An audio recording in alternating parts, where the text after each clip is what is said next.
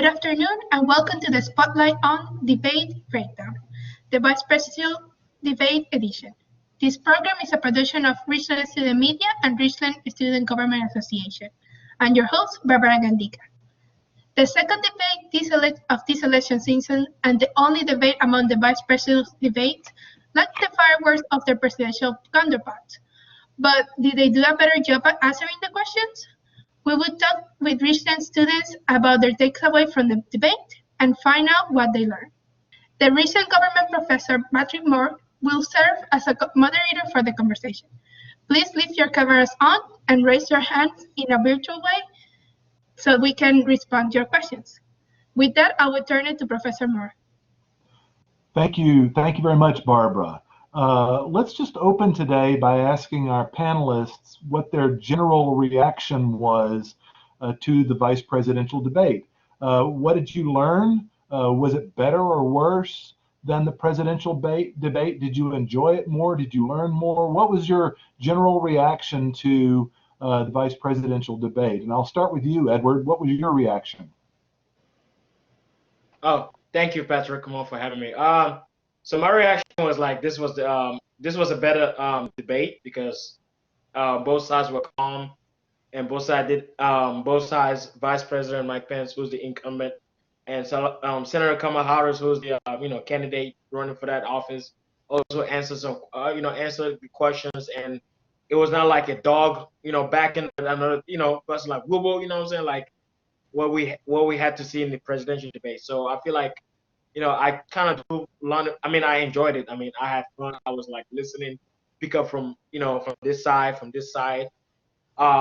to my expert, I would say there was no clear winner. I would say both sides won because they were all like make up, had what was the word I'm looking for?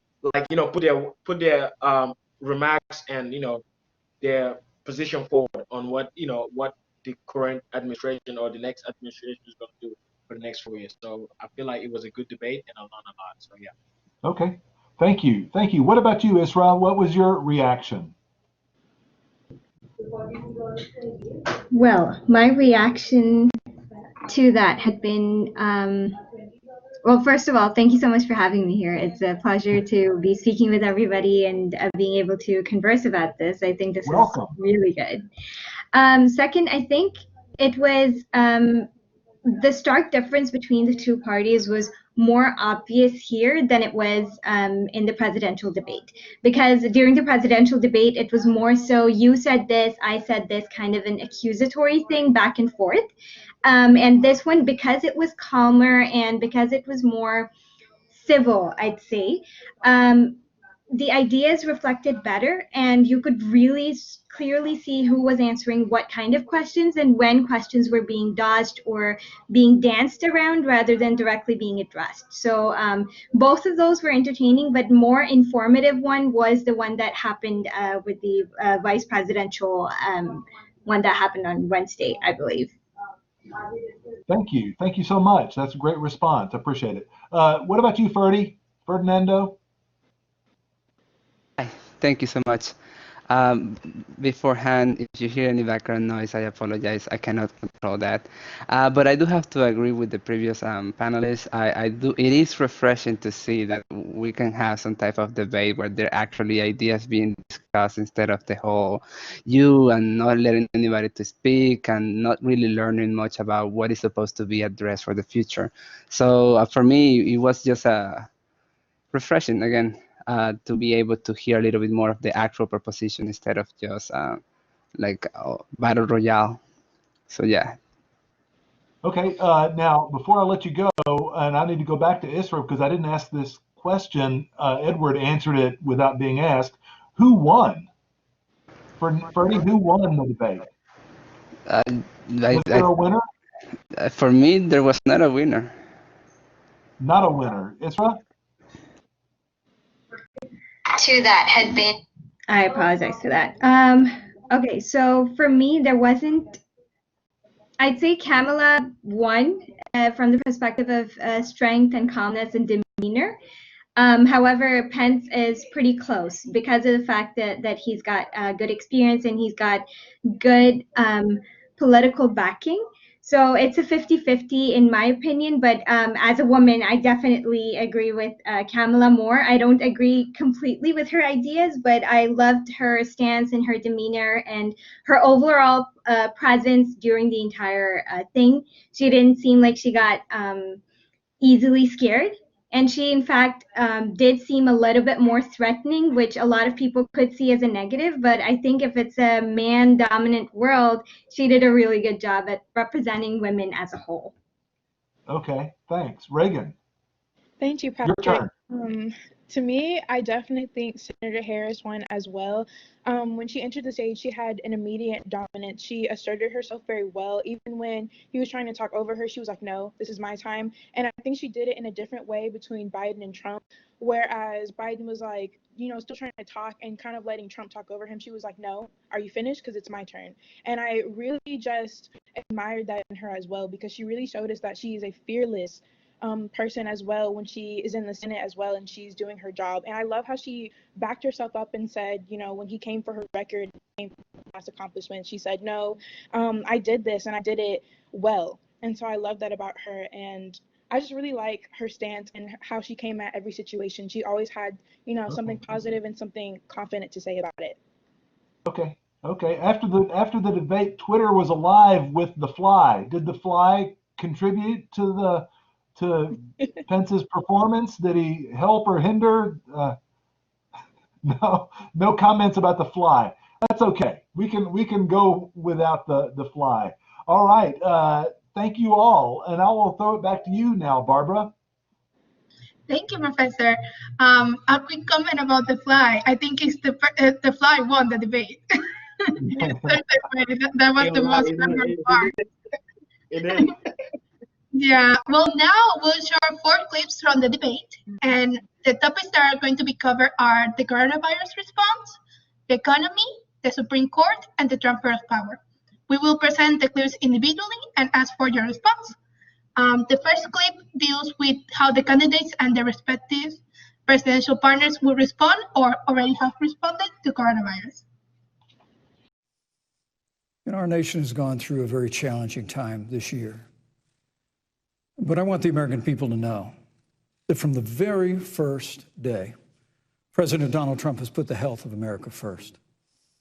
Before, there were more than 5 cases in the United States, all people who had returned from China. President Donald Trump did what no other American president had ever done, and that was he suspended all travel from China, the second largest economy in the world. Now, Senator Joe Biden opposed that decision. He said it was xenophobic and hysterical. But I can tell you, having led the White House Coronavirus Task Force, that decision alone by President Trump bought us invaluable time to stand up the greatest national mobilization since World War II. And I believe it saved hundreds of thousands of American lives. Because with that time, we were able to reinvent testing. More than 115 million tests have been done to date. We were able to see to the delivery of billions of supplies so our doctors and nurses had the resources support they needed. And we began, really, before the month of February was out, to develop a vaccine and to develop medicines and therapeutics that have been saving lives all along the way. And under President Trump's leadership, Operation Warp Speed, we believe we'll have literally tens of millions of doses of a vaccine before the end of this year. The reality is, when you look at the Biden plan, it reads an awful lot like what President Trump and I and our task force have been doing every step of the way. I mean, quite frankly, when I look at their plan that talks about advancing testing, creating new PPE, developing a vaccine, it looks a little bit like plagiarism, which is something Joe Biden knows a little bit about. And I think the American people know that this is a president who has put the health of America first, and the American people, I believe with my heart, can be proud of the sacrifices they have made. It's saved countless American lives. Senator Harris, would you like to respond? Absolutely. Whatever the vice president is claiming the administration has done, clearly it hasn't worked.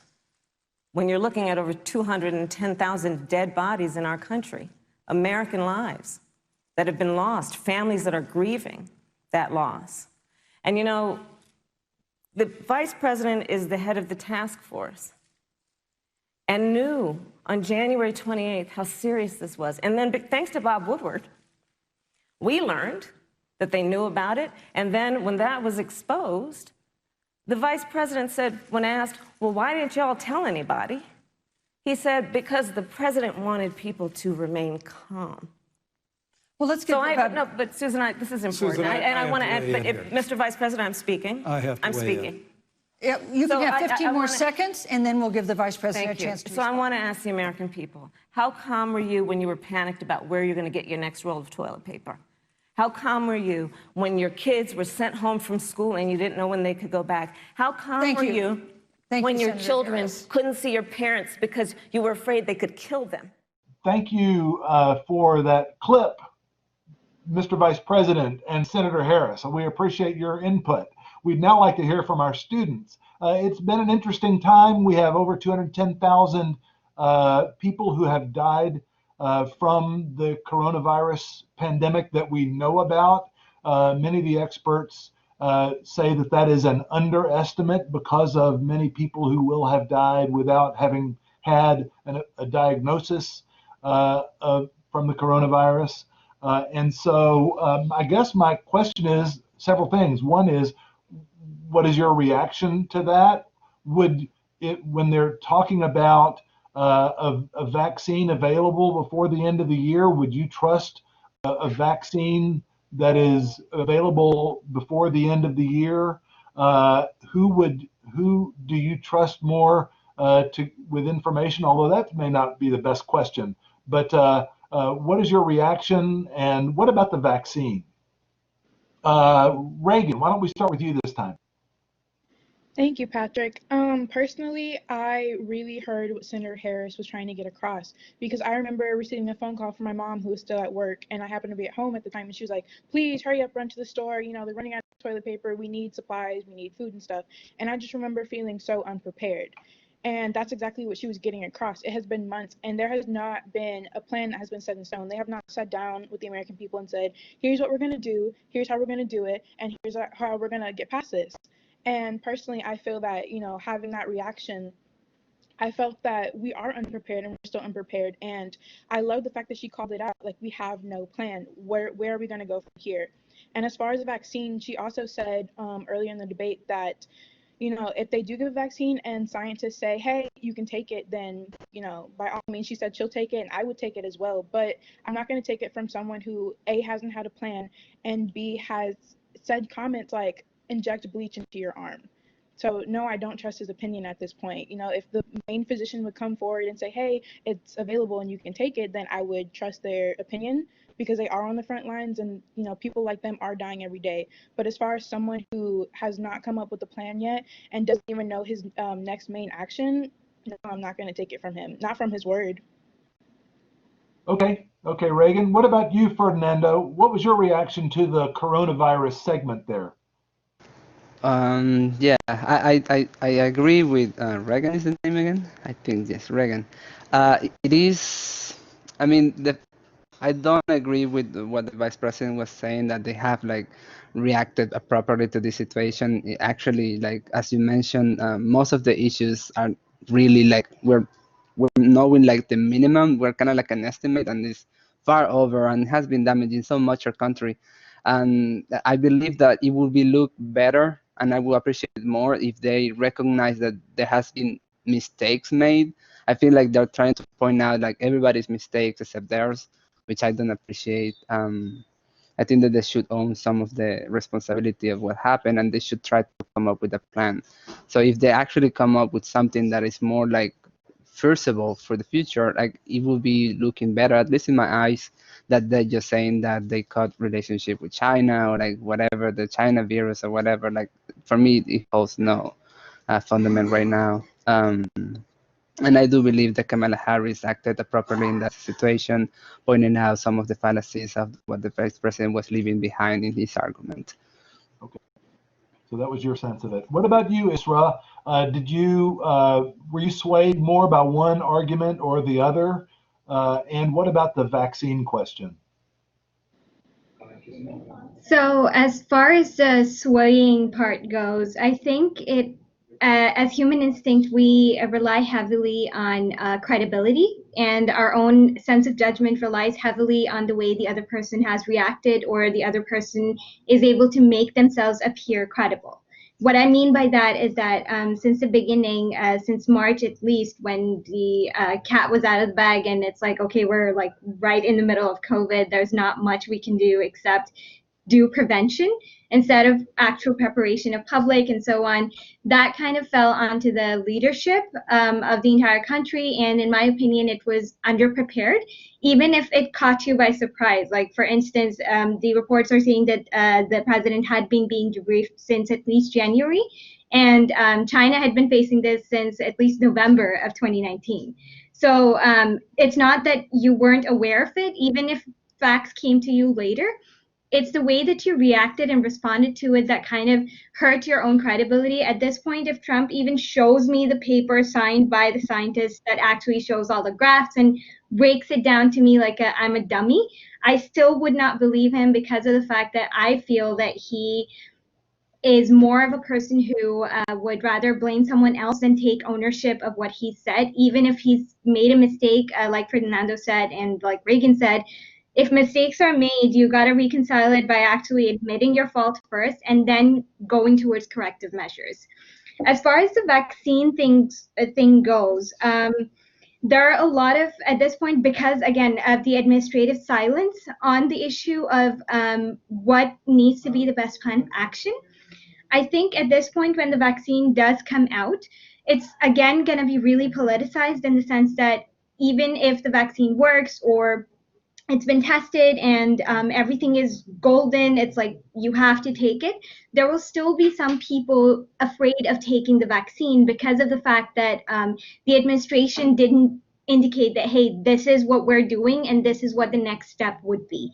At this point, it's like they're jumping on the bandwagon way afterwards, which diminishes the level of trust that the people have in the current leadership, in my opinion. So as far as the vaccine goes, whenever it comes out, when it does, I think it's further going to be politicized, and then we're going to head into another sort of a debate of, are you going to be considered a Democrat if you took the vaccine, or are you going to support Trump and not take the vaccine, even if it's your health being risked? Something like the mask issue that happened a few months ago. Okay. All right. Thank you so much for that thoughtful response. What about you, Edward? You're the last one on the list this time. How did you respond to the coronavirus back and forth?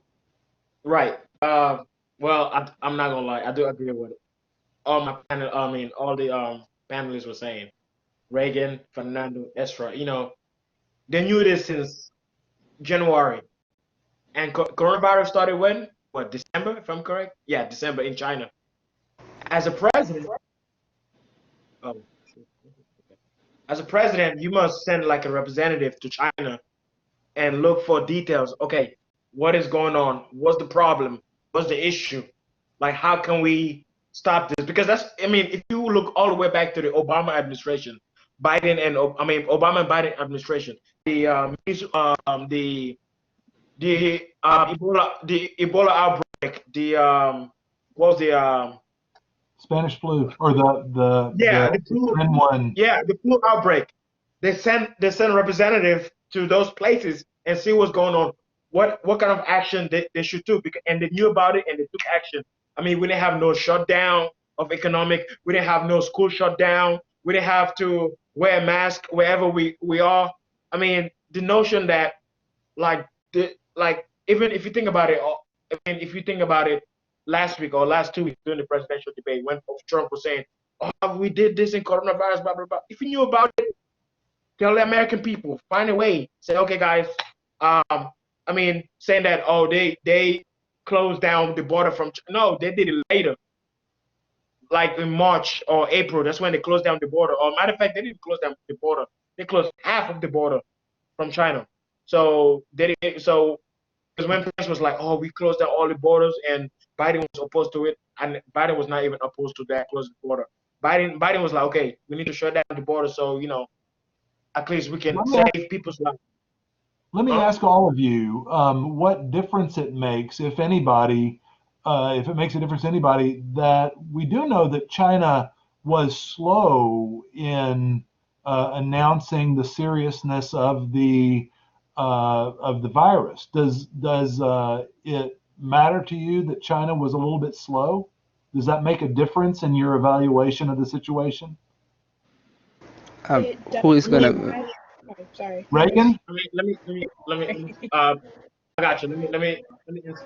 I mean, Be quick yeah, now. We're China kind was of slow. going over on this segment, so be Oh, quick. sorry. That's Okay. okay. So I would say, yeah, a little bit, but also as a responsibility, you must send a representative over there in China and see what's the issue.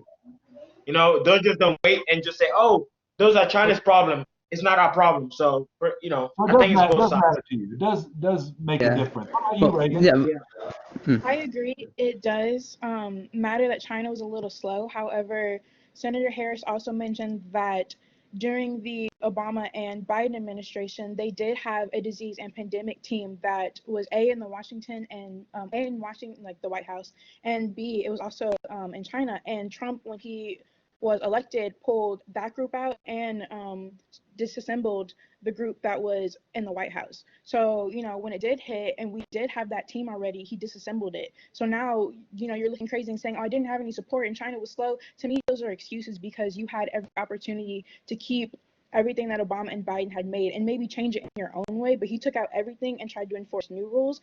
And that's when the problem started because he didn't know what he was talking about. Okay. Yeah, I do.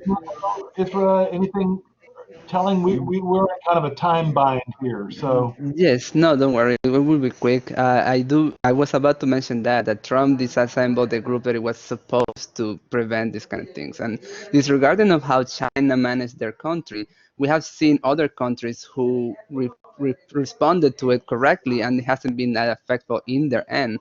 So we're talking about management of the country.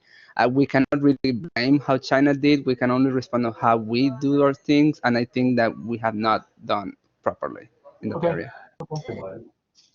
In my opinion, response to China or China did it late is a very bad and poor argument because you're a leader of the country and the responsibility, whether it's somebody else's fault or not, it's always your responsibility regardless because people put you up to that task. People are the one who trusted you with that, and at this point you're taking that trust very lightly by thinking that, oh, if I can blame somebody else, it's not going to be on me, and I'm still going to have that golden ledger of like, yeah, people can trust me, I'm a credible person. So in my opinion, it doesn't matter if China responded late or not.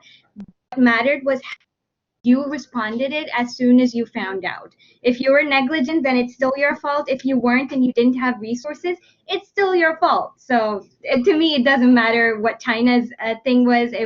What mattered was how Trump reacted to it. Okay. All right. Thank you so much. And I think we'll throw it back to Barbara now. Wait, Thank you. Professor Moore, I didn't answer the vaccine. I didn't answer the vaccine question. Yeah, I was like, for me, I'd rather trust science than Trump because, I mean, if you look at his White House, I mean, they're all in chaos right now. So why would I trust somebody like that, which you can't even put your house together to take a vaccine? Okay. So I'm going to trust All right. science. So that's what I was going to say. Sorry. Got it. Thanks. Okay, Barbara. Okay, so our second clip relates to the economy. The moderator question was, will raising taxes on the wealthy put the economic recovery at risk? She's talking about the economic recovery after the coronavirus pandemic. And how are the campaigns addressing the issue? On the issue of the economy, I think there couldn't be a more fundamental difference between Donald Trump and Joe Biden. Joe Biden believes you measure the health and the strength of America's economy based on the health and the strength of the American worker and the American family. On the other hand, you have Donald Trump, who measures the strength of the economy based on how rich people are doing, which is why he passed a tax bill benefiting the top 1% and the biggest corporations of America, leading to a $2 trillion deficit that the American people are going to have to pay for. On day one, Joe Biden will repeal that tax bill. He'll get rid of it. And what he'll do with the money is invest it in the American people. And through a plan that is about investing in infrastructure, something that Donald Trump said he would do. I remember hearing about some infrastructure week. I don't think it ever happened. But Joe Biden will do that. He'll invest in infrastructure. It's about upgrading our roads and bridges, but also investing in clean energy and renewable energy. Joe is going to invest that money in what we need to do around innovation. There was a time when our country believed in science and invested in research and development so that we were an innovation leader on the globe. Joe Biden will use that money to invest in education. So, for example, for folks who want to go to a 2-year community college, it will be free. If you come from a family that makes less than $125,000, you'll go to a public university for free. And across the board, we'll make sure that if you have student loan debt, it's cut by $10,000. That's how Joe Biden thinks about the economy, which is it's about investing in the people of our country, as opposed to passing a tax bill, which had the benefit of letting American corporations go offshore to do their business. Thank you, You're Senator welcome. Harris. Vice President Pence, your administration has been predicting a rapid and robust recovery, but the latest economic report suggests that's not happening. Should Americans be braced for an economic comeback that is going to take not months, but a year or more? You have 2 minutes to answer uninterrupted. When President Trump and I took office, America had gone through the slowest economic recovery since the Great Depression. Because when Joe Biden was vice president, they tried to tax and spend and regulate and bail our way back to a growing economy. President Trump cut taxes across the board. Despite what Senator Harris says, the average American family of 4 had $2,000 in savings in taxes. And with the rise in wages that occurred, most predominantly for blue-collar, hardworking Americans, the average household income for a family of 4 increased by $4,000 following President Trump's tax cuts.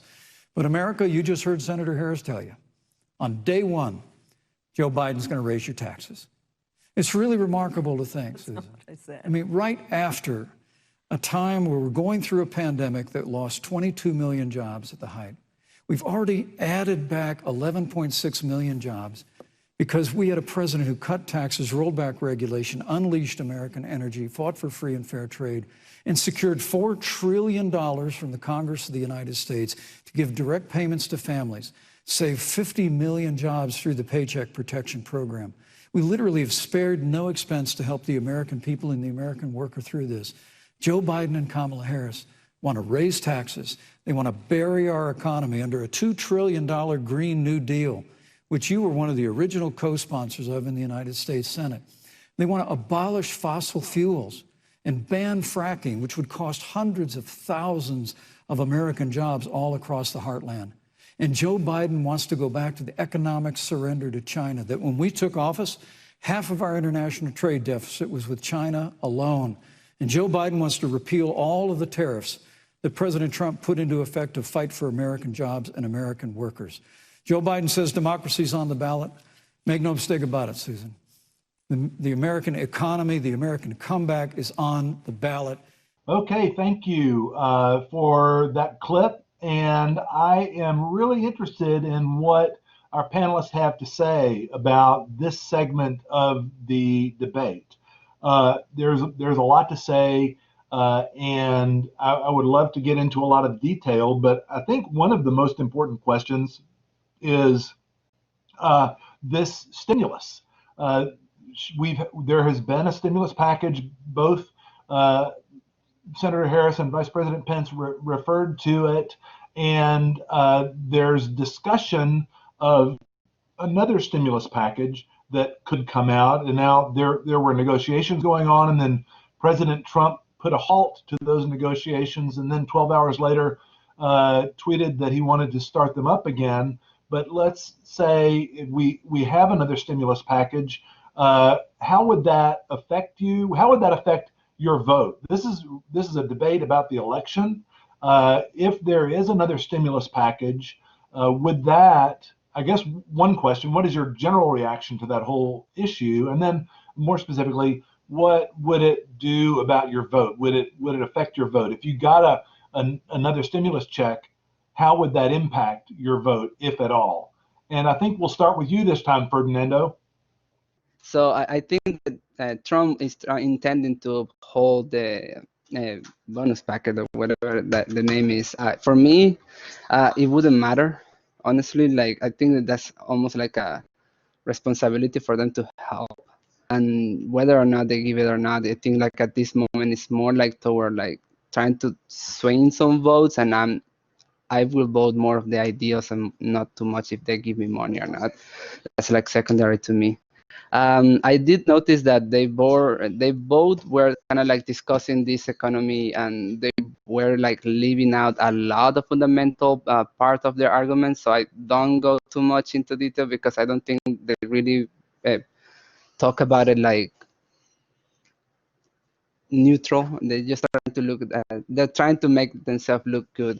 But something that I did notice is the vice president. I keep forgetting his name for some reason today.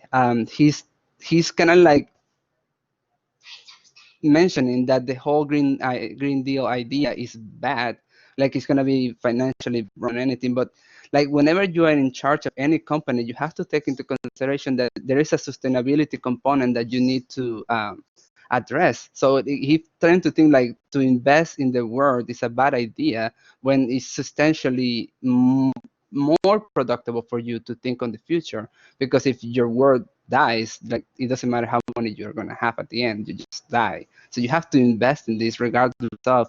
And I do think that Kamala did mention this, that we use here in the United States to believe that science, it is yes, that science is the way to go when it comes to this, and they're just disregarding any science proof, and they're just kind of like, I hear this person and thinks that is so good, and I think this person is supporting me. I'm doing so good, and there is no fundamental in any of their arguments, and I think that we need to address that. Reagan, how would you talk about your reaction? Yes, thank you, Patrick. I will give it to the Trump and Pence administration. They did come through with the stimulus. In my personal experience, it did help me and my family a lot. However, I do agree with Senator Harris that Trump's priorities, and it has been known since day one, that his priority is the economy and therefore to line his pockets.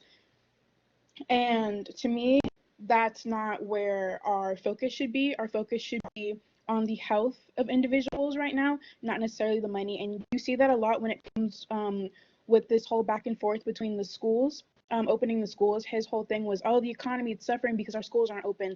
But really, when I forgot who she was, but she came out and said and predicted how many children were estimated to die. And I think that one was too many to be estimated, and I feel like the school still now should not be open. But for him, his focus was the economy, and I think that that is essentially his downfall because there's more that's going on than the economy. Even with his presidential debate, all he focused on was about how much money he brought to the American people. And at the end of the day, I would rather have my family members still here than have money personally and pay less taxes. That's personally me. I know that people care about not paying as many taxes, but I think that even still, there's no excuse. He has no plan for anything financially stable or anything that is just stable in general. He has no system, no plan. We've heard nothing. And to me, stimulus or not, that doesn't regard the fact that we were withheld information and we are still in the, we don't know.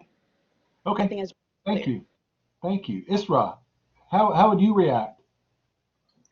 All right. So this whole thing just keeps reminding me of the first few government classes that I've taken, in the sense that the government itself doesn't have any money. The only way the government generates money is through taxes and through programs where it's sort of supposed to be, ideally, it's supposed to be that people make money through their jobs or whatever, then the government taxes them on that money, and that fund goes into the government's funds, and that's how the whole country's run, ideally speaking.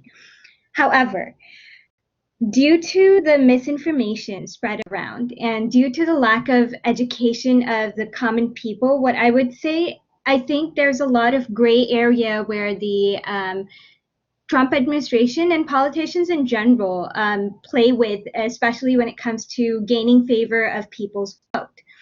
For now, their tactic seems to be that we offer you relief for now, you think favorably of us, you vote for us, and then we revert back to what we were doing because we don't genuinely care about the health of the public. We don't genuinely care about how much money is in your pocket. we're only saying those words on TV because we think it's going to make you more like us more. So as far as the stimulus checks go and so on, yes, it definitely helped my family and I tremendously, especially given the fact that we're 4 kids who go to college who have to pay out of state as of right now. And it's not cheap, especially when people don't have their jobs, my brother's not working and so on. So that helped to a degree. And if there is one coming up again, especially now that COVID has sort of extended its stay and people are more getting laid off of work, as at first it was like half and half where people were like, okay, I'm still working, but I'm still working at home. At some point, those people got laid off as well because businesses started realizing that if you're not needed here, you're not needed at all, so we can cut our expenses. So when it comes to those checks, I feel like more people might be inclined to think favorably of the current administration because of the fact that I got relief of my problem as of right now. I don't care what's going to happen in the next year. If I can't pay the rent next month and I'm homeless, like I'm insecure of getting my home taken away from me, or I'm living in an apartment and I can't make the rent next month, who's going to take care of me? So for me, the current problem measures up to what happens in the next few months rather than the next few years. So I think in that case, that tactic might just work for this administration. If this keeps going on where problems aren't being resolved and the little bit of amount of relief that's being given is just for the temporary solution where people are like, okay, no, if it worked right now, I'll trust in the better judgment and be like, no, it might work later on as well. So I don't know if I made my stance clear or not, but that's what my opinion is. We got you. Thanks. Edward. Edward, are you still there? Yes, I'm here. Sorry. Okay, good. I was muted. So, wow, I think it's the second time I'm last, but I like it. Sorry. Well, you know, I am tired of this current administration taking credit of this economic, because if you go all the way back to 2009 or 2008, we're almost on the brink of Great Depression. But Obama came and saved us and put more jobs, and the unemployment rate went low. I don't know how many percent. I mean, they keep. I did read an article about that. I forgot the percent, and he saved us. I mean, we don't have to depend on other people or depend on corporate business. You know what I'm saying? All that. And Obama lived it that way. Obama and Biden administration left it that way. New administration. So, but they messed it up. They said, oh no, well, all that, corporate is, all those big business are more important. Yes, they're important, but you gotta think about the small business as well.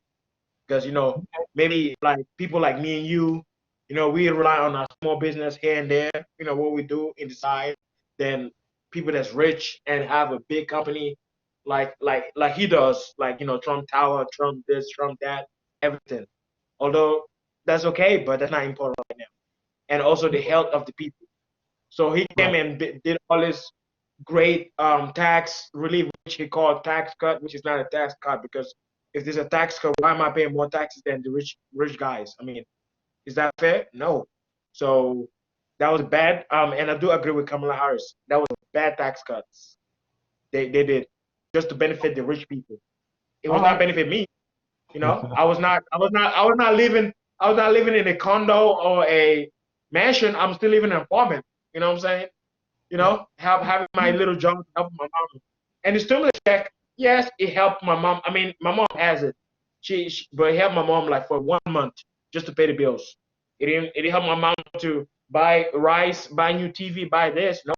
So this stimulus check, and so he first of all he said, oh, I'm gonna shut down the talk. Now all of a sudden it's like, oh, I'm gonna put it back up. Why? Because you want votes. I mean, it's not gonna affect my vote, because I'm still gonna. Stimulus check is not gonna be like, oh, okay, you're not gonna bribe me to vote for you. So that's all I'm gonna say. Okay. Yeah. Thank you, Edward. Okay, Barbara, it's your turn again. Okay. Thank you, Professor Moore. Our third clip this afternoon deals with the Supreme Court nomination. On the issue of reproductive rights, both candidates were asked if Roe v. Wade were to be repealed and how they will want their respective states to respond. A quick side note, Vice President Pence is from the state of Indiana and Senator Harris is from California. Now, with regard to the Supreme Court of the United States, let me say President Trump and I could not be more enthusiastic about the opportunity to see Judge Amy Coney Barrett become Justice Amy Coney Barrett. Now, she's a brilliant woman, and she will bring a lifetime of experience and a sizable American family to the Supreme Court of the United States. And our hope is, in the hearing next week, unlike Justice Kavanaugh received with treatment from you and others, we hope she gets a fair hearing. And we particularly hope that we don't see the kind of attacks on her Christian faith that we saw before. I mean, the Democrat chairman of the Judiciary Committee before, when Judge Barrett was being confirmed for the Court of Appeals, expressed concern that the dogma of her faith lived loudly in her. Dick Durbin of Illinois said that it was a concern. Senator, I know one of our judicial nominees you actually attacked because they were a member of the Catholic Knights of Columbus, just because the Knights of Columbus holds pro-life views and pro-marriage views. Thank you, Vice President Pence. So my hope is that when the hearing takes place, thank you, Vice President Pence. That Judge Amy Coney Barrett will be respected, thank you, treated Vice President respectfully, Pence. voted and confirmed to the Supreme Court of the United States. Senator Harris, you're the senator from and former Attorney General of California. So let me ask you a parallel question to the one I posed to the Vice President. If Roe v. Wade is overturned, what would you want California to do? Would you want your home state to enact no restrictions on access to abortion? And you have 2 minutes uninterrupted. Thank you, Susan. First of all, Joe Biden and I are both people of faith, and it's insulting to suggest that we would knock anyone for their faith. And in fact, Joe, if elected, will be only the second practicing Catholic as President of the United States. On the issue of this nomination, Joe and I are very clear, as are the majority of the American people. We are 27 days before the decision about who will be the next president of the United States. And, you know, before, when this conversation has come up, you know, it's been about election year or election time. We're literally in an election. Over 4 million people have voted. People are in the process of voting right now. And so Joe has been very clear, as the American people are. Let the American people fill that seat in the White House, and then we'll fill that seat on the United States Supreme Court. And to your point, Susan, the issues before us couldn't be more serious. There's the issue of choice, and I will always fight for a woman's right to make a decision about her own body. It should be her decision and not that of Donald Trump and the Vice President, Michael Pence. But let's also look at what else is before the court. It's the Affordable Care Act. Like, literally in the midst of a public health pandemic, when over 210,000 people have died and 7 million people probably have what will be in the future considered a pre-existing condition because you contracted the virus. Donald Trump is in court right now trying to get rid of the Affordable Care Act. And I said it before, and it bears repeating. This means that there will be no more protections if they win for people with pre-existing conditions. No. This means that over 20 million people will lose your coverage. It means that if you're under the age of 26, you can't stay on your parents' coverage anymore. And here's the thing. The contrast couldn't be more clear. They're trying to get rid of the Affordable Care Act. Joe Biden is saying, let's expand coverage. Let's give you a choice of a public option or private coverage. Let's bring down premiums. Thank you, Senator Let's Harris. Lower Medicare eligibility to 60. Thank you. One of the most important topics that they brought up, at least most important political topics, and most important topics in the lives of many people, is the question of Roe versus Wade, access to legal abortion. That is a question that will very likely come before the Supreme Court this year. And if not this year, then certainly next year. And the presence of Amy Coney Barrett on the court could have a bearing on that. It's also true that the other topic that they talked about there, the Affordable Care Act, the Trump administration is currently in court arguing for the repeal or the invalidation of the Affordable Care Act. And I don't mean to sound partisan, but they're working to have the Affordable Care Act declared unconstitutional at the same time that they don't have a replacement for it. And so that's just a fact. And so I guess my question is, how did y'all react to these questions that are going to be really important ones before the court? And so let's start this time with Edward. And you know what? Before you start, Edward, let's try to all of us keep it a little bit concise this time. Okay. Okay, Edward. Yes, thank you, Patrick. So on the issue of the Supreme Court, Kamala Harris can make it more clear. We are about 27 days, or say 26 days of election day. What's the point of trying to confirm a Supreme Court when we exactly in the election day? And majority of the people of we the citizens said the next president should pick the Supreme Court, not the current president. So if President Trump wins re-election, yes, he has the right, he has the power, the authority to pick a Supreme Court justice, and and make it 6-3. But at this point, we're in an election. So on the issue of Roe v. Wade, I'm gonna fight for women every day. I'm not gonna judge. I'm not gonna be like, oh my God, you this. Yes, my faith. I'm a Christian. My faith might object to that, by innocent life, but I'm not gonna judge, saying that, oh my God, you're going to hell, you this, blah blah blah. No, it's not my position. It's not my. I'm not better than them, and So who am I to judge? I'm not God. So I'm still gonna fight. I'm still gonna help you out no matter what. Obamacare, you have no plan, first of all, to replace the Obamacare. So why do you want to repeal a plan that's working for a lot of people all over the place? So that's what I'm saying. If you have a plan, yes, fine, you can repeal. Maybe their plan is so terrible, so that's why they don't want to release it to the public. They want to repeal Obamacare and just let it go like that, and people keep dying and say, oh yeah, and start blaming on, because they like to blame it on Democrats a lot. So yeah, that's what I'm gonna say. Okay, Isra, comments on the Supreme Court? To the point, I will say that for the Supreme Court, I will agree with Edward that if it had been made clear that the new judge needs to be selected by the new president, then I don't think the Trump administration should be in such a hurry to make that decision for us. It needs to be the people's decision, or the next president's decision, which is contingent on the next people's decision. Now, as far as the Supreme Court issue of abortion goes, I believe my opinion on this is a little bit skewed, because I am a person of faith, and I also believe in the fact of protection of innocent life. But I also believe in the fact of support. You cannot ask somebody to take care of another person, a living being, unless and until you provide them with the resources necessary to be able to do that. Now, that's a separate discussion and a separate debate.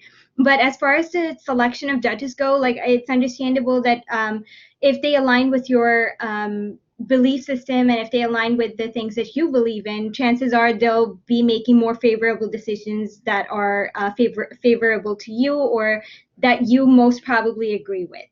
Now, as far as this election goes, I don't think it's very evident that the Trump administration is taking these decisions very hastily and in a mode of panic, which again does not reflect good or reflect well with the existing leadership, where it shows that they're very easy to get scared. They don't have a plan of action, and when they don't understand what's going on, they start pointing fingers and shouting, which doesn't sit well with me. It doesn't make me believe that they're capable of being in the office for the next 4 years or whatever.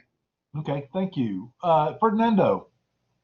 Yes, I do want to say this. I remember whenever Barack Obama was about to leave the seat, I think there was the same situation, that there was an open seat in there, and the person who is in charge of like selecting the positions, he said that we should wait until the next president to we can like fill the position. So if this was the case, and Mitch McConnell and Mitch Mitch McConnell, yes, exactly, held Mitch it McConnell. for almost a year. Yes. Wait for the next president to fill the position. And now, and now they're rushing it, and I understand that. At least in my opinion, I think that they're just doing it mostly to secure a strong Republican view in the Senate, which it can be like for years. So it will help them a lot, but it doesn't really speak, not even in their confidence they win in the election. Because if they feel like they are as good as standing as there is claimed to be, then there is no need to rush. You're gonna win, so you just put it out there. But they keep disregarding the majority of the voice that says don't do this in this way because it is not the right way. So like as Kamala said, like you are in the middle of a pandemic, you are in the middle of electing the president, why cannot you just wait? Like that's also an important role that needs to be filled, and it cannot be just in the middle of all this disaster. Okay, thank you. Reagan, finally, your turn. Thank you, Patrick. Personally, I am pro-choice, but I'm also a person of faith as well. So for me, Amy Coney Barrett was a choice that the Trump administration made last minute to align with their personal ideas as well. I do agree with my other participants on that.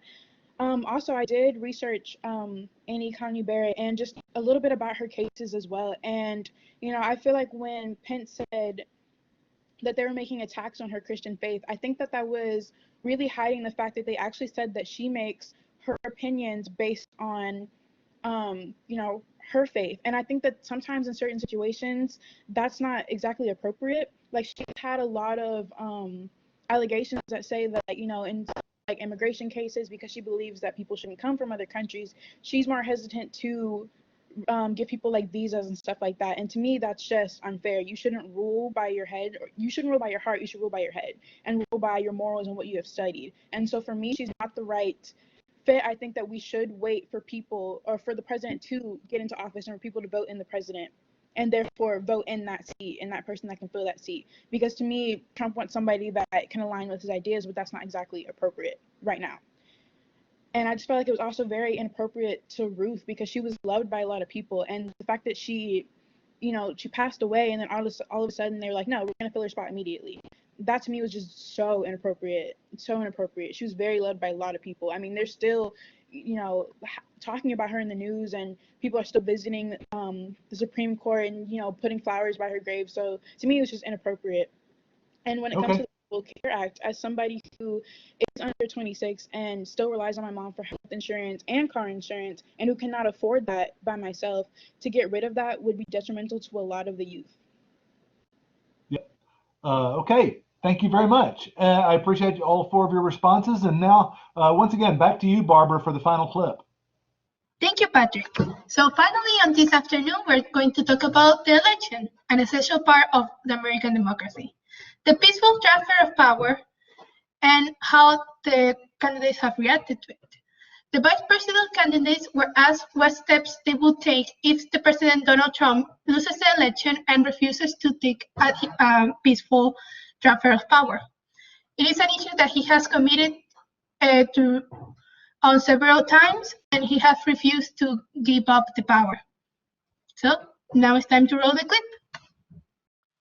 So I'll tell you, Joe and I are, I think, particularly proud of the coalition that we've built around our campaign. We probably have one of the broadest coalitions of folks that you've ever seen in a presidential race. Of course, we have the support of Democrats, but also independents and Republicans. In fact, 7 members of President George W. Bush's cabinet are supporting our ticket. We have the support of Colin Powell, Cindy McCain, John Kasich, over 500 generals, retired generals, and former national security experts and advisors are supporting our campaign. And I believe they are doing that because they know that Joe Biden has a deep, deep-seated commitment to fight for our democracy and to fight for the integrity of our democracy and to bring integrity back to the White House. And so we believe in the American people. We believe in our democracy. And here's what I'd like to say to everybody. Vote. Please vote. Vote early. Come up with a plan to vote. Go to iwillvote.com. You can also go to joebiden.com. We have it within our power in these next 27 days to make the decision about what will be the course of our country for the next 4 years. And it is within our power, and if we use our vote and we use our voice, we will win. And we will not let anyone subvert our democracy with what Donald Trump has been doing, as he did on the debate stage last week, when again in front of 70 million people, he openly attempted to suppress the vote. Joe Biden, on the other hand, on that same debate stage, because clearly Donald Trump doesn't think he can run on a record because it's a failed record, Joe Biden on that stage said, hey, just please vote. So I'll repeat what Joe said. Please vote. Thank you, Senator. Vice President Pence, President Trump has several times refused to commit himself to a peaceful transfer of power after the election. If Vice President Biden is declared the winner and President Trump refuses to accept a peaceful transfer of power, what would be your role and responsibility as vice president? What would you personally do? You have 2 minutes. Well, Susan, first and foremost, I think we're going to win this election. Because while Joe Biden and Kamala Harris rattle off a long litany of the establishment in Washington, D.C., an establishment that Joe Biden's been a part of for 47 years, President Donald Trump has launched a movement of everyday Americans from every walk of life. And I have every confidence that those same Americans that delivered that historic victory in 2016, they see this president's record where we rebuild our military, we revived our economy through tax cuts and rolling back regulation, fighting for fair trade, unleashing American energy. We appointed conservatives to our federal courts at every level.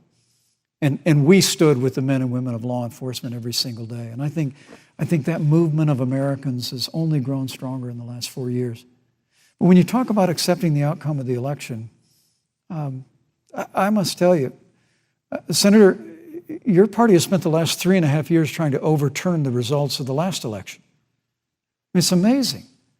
When Joe Biden was vice president of the United States, the FBI actually spied on President Trump and my campaign.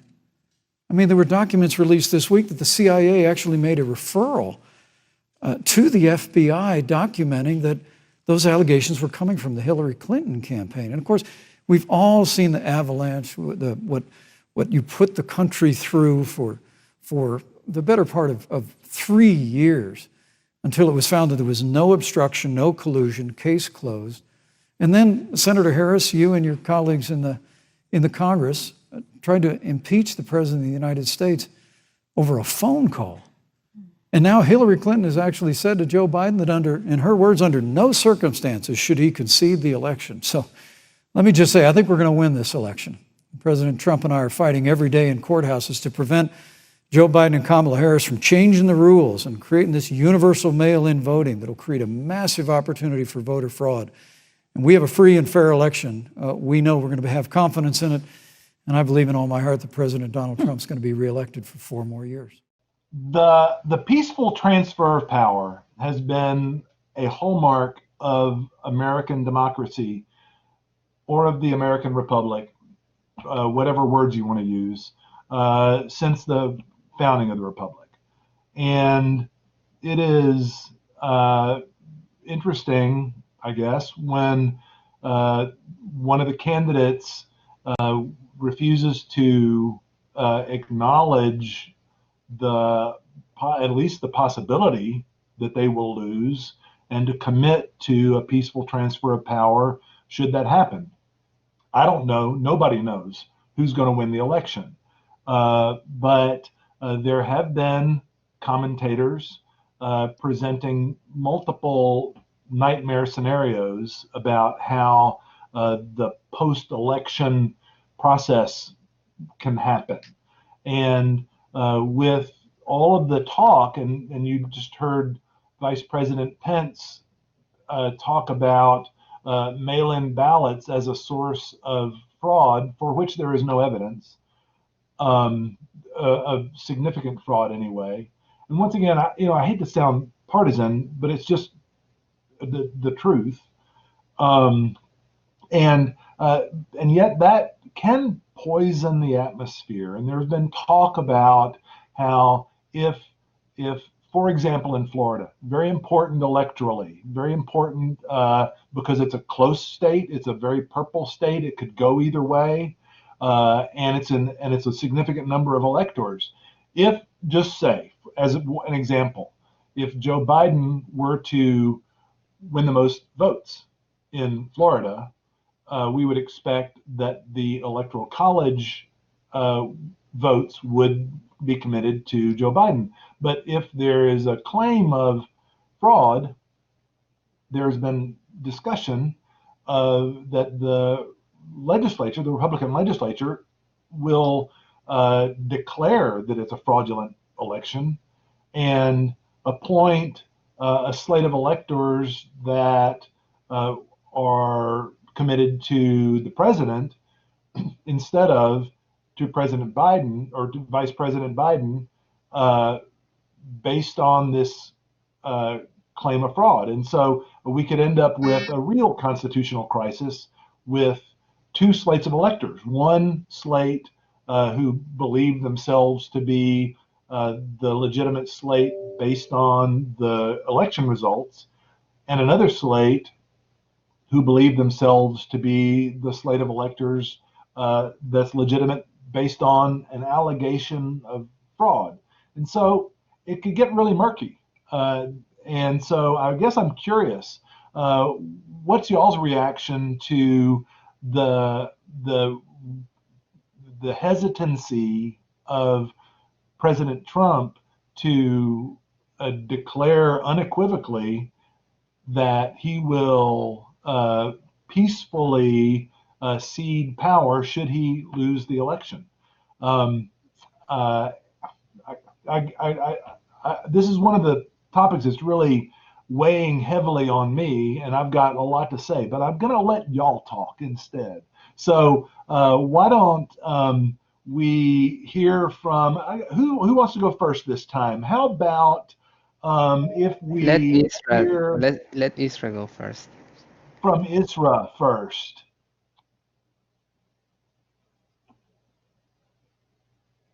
Isra, you're muted. Yes. Yes, Okay. I was making sure there's no background noise. All right, so as far as the peaceful transfer of power goes, refusal to acknowledge, even as a candidate, refusal to acknowledge that, or even say that once, that, yeah, it's okay, I will hand over whatever it is if I lose. It's as if you're in denial that I haven't thought about it because it's not going to happen in the first place. And it's sort of makes the president come across as very childish. As far as the question that was posed to Mike Pence, he didn't answer it at all. He just didn't answer it. And as the moderator straight up just asked it, and he just danced around the question, and he refused to even admit that there is such a thing that's happening, which I think is because he's not President Trump, and so he can't make commitments on behalf of someone else. And so if he does that, he wouldn't be any more different than President Trump. We'd be having two such people running around the White House.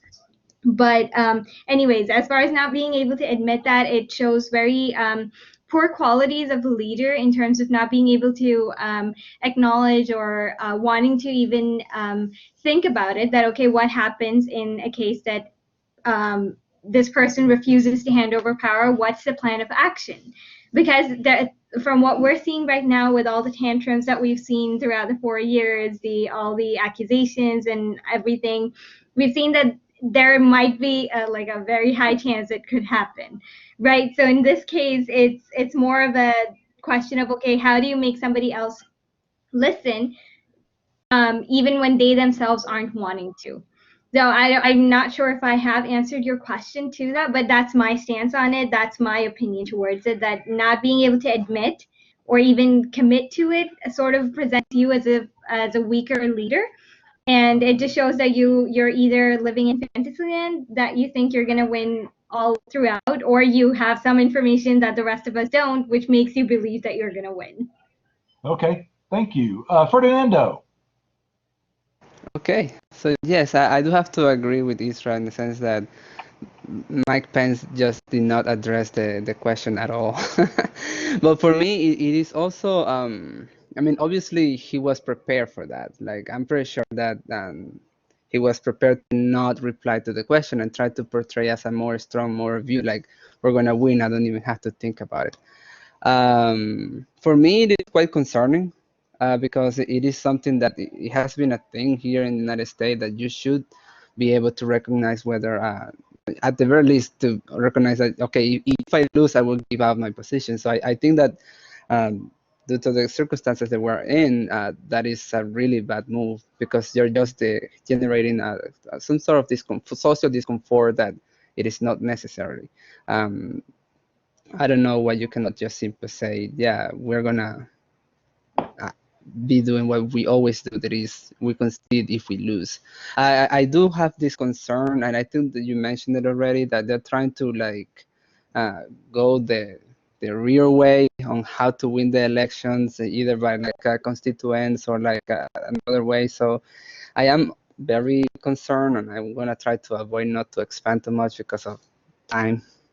Um, but I would have hoped that he actually addressed the circumstance because the question was, what is his role as president in response to the Trump answer, you know? And he yes, granted, he cannot speak for Trump, but he can speak for himself.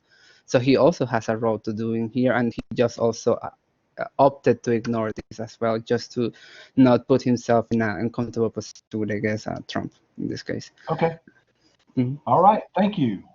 Edward, you're out there waiting to respond. I can see you chomping at the bit. Okay. Raring to go. Hey, I'm right. I'm here. Sorry, I kept. No, you're good.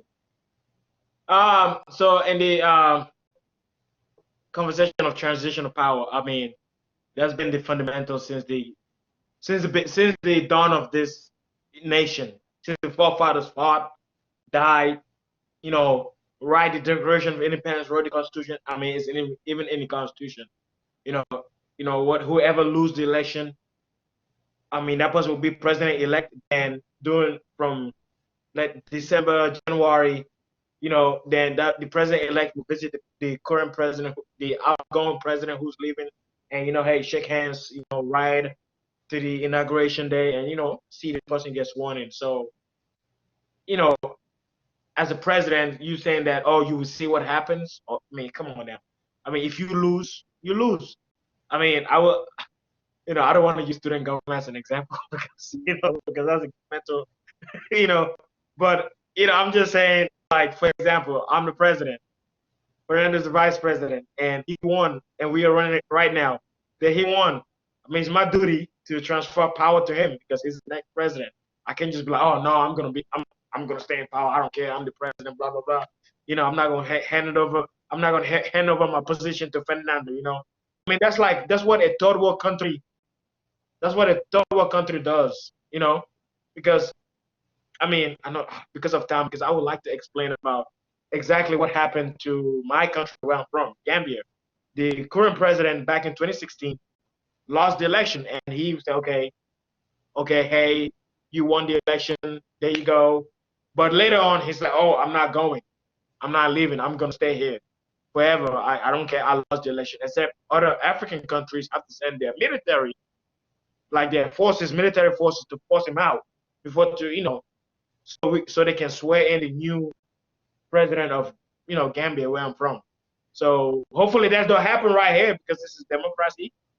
We're a free world. Whoever lost the election. So, and although, like Fernando said and Ezra said, I mean, Pence can't speak for Donald Trump. He can speak for himself. But again, if I lose the election, Fernando is my vice president. He can be like, look at what you lost. Might as well just hand over your position to let's say me and Ezra running again. Then Ezra won. Just hand over your position to Ezra. So you can advise him, say, hey, Mr. President Trump, you lost. I'll just call President-elect Biden and say, hey, congrats. So yeah, sorry for keeping it long. Thank you all so much for those comments about the election question, which is really the one that we're talking about the most right now, because we're 25 days, 27, 24 days, whatever it is, away from the election day, and early voting in Texas starts in 4 days on October 13th. So everybody needs to be prepared to vote, and so thank you so much for that.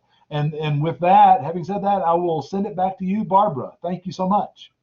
Thank you so much, Professor Moore, and thank you so much for our student panelists for contributing so much in this conversation. I think it is really nice listening to you all and how the issues of the election really reflects our everyday lives. So that wraps up our conversation for today. Thank you for joining us for Spotlight on the Debate Breakdown.